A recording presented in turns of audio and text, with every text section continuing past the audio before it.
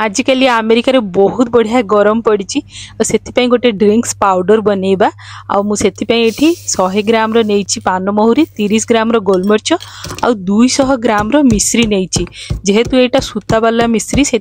आगे छेची दूसरी so that सूताटा भी बाहर करदेवी आ मिश्री भी जमती टिके छोट खंड हो ना ग्राइंडर ब्लेड उपर बेसी प्रेशर पड़ो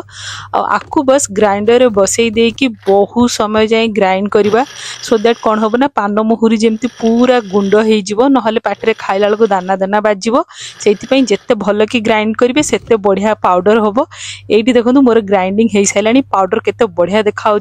आ बास्ना भी बहुत बढ़िया आसला से गोटे चामच देकी पानी रे गोले दिंतु बस एमती ही पी पारे